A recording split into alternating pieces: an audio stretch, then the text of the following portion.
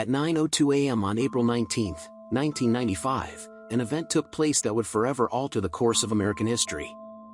The impact of this event would be felt by countless individuals, from the victims and survivors to the witnesses and those involved in the aftermath. In the years since that fateful day, the memories of what happened continue to haunt those who were affected. The wounds left behind by this event are deep and lasting, and they serve as a reminder of the fragility of life and the need for vigilance in the face of danger. Despite the pain and suffering caused by this event, it also brought out the best in many people. It inspired acts of heroism and selflessness, and it brought communities together in support of one another. And even though the scars left by this event may never fully heal, the strength and resilience of the American people ensure that hope will always prevail over fear. The Alfred P. Murrah Federal Building was a prominent government building located in downtown Oklahoma City, Oklahoma. The building was named after Alfred P. Murrah, a prominent federal judge from Oklahoma who had served on the 10th Circuit Court of Appeals.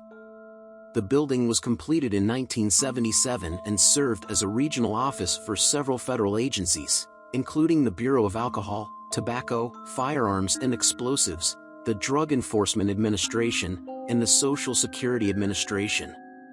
The building was designed in the modernist architectural style, with a distinctive exterior featuring precast concrete panels and glass windows. The building was 9 stories tall and contained over 400,000 square feet of office space. The building was home to approximately 550 federal employees who worked in a variety of roles, including law enforcement, social services, and regulatory agencies.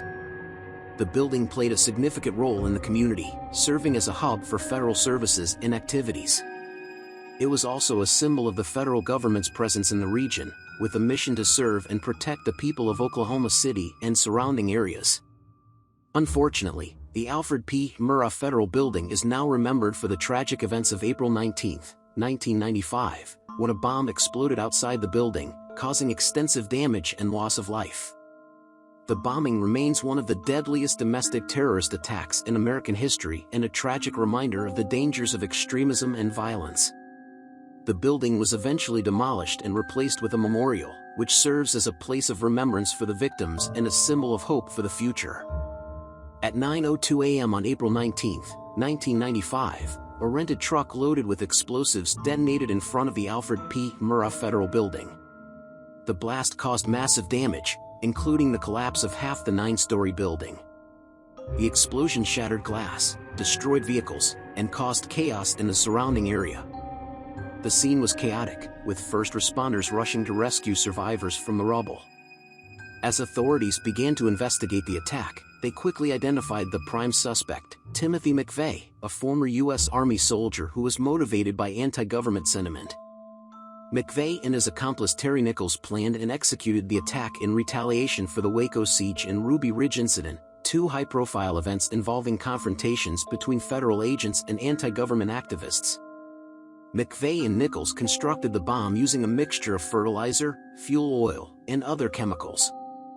The 2 men were arrested and charged with murder, conspiracy, and other offenses. McVeigh was sentenced to death and executed by lethal injection in 2001, while Nichols received a life sentence. The bombing had a profound impact on the nation, leading to increased security measures at federal buildings and public spaces.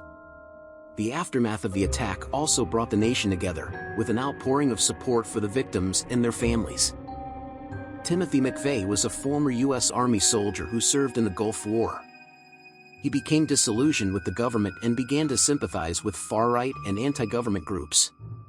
He saw the Waco siege and Ruby Ridge incident as evidence of the government's excessive use of force and decided to take action against the government.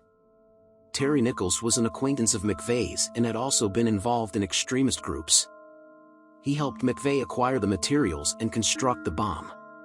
Nichols was sentenced to life in prison for his role in the bombing. It's important to note that the Oklahoma City bombing was not carried out by any organized terrorist group, but rather by individuals with extremist beliefs. The attack was a reminder of the dangers of radicalization and the importance of combating extremist ideologies. The Oklahoma City bombing remains a tragic event in American history, with a lasting impact on the nation. While we can never fully understand the motives of those who commit such heinous acts, we can honor the memories of those who lost their lives by remembering their names and continuing to work towards a safer and more peaceful society. Thank you for joining us on this journey into the world of truth, and we'll see you in the next video.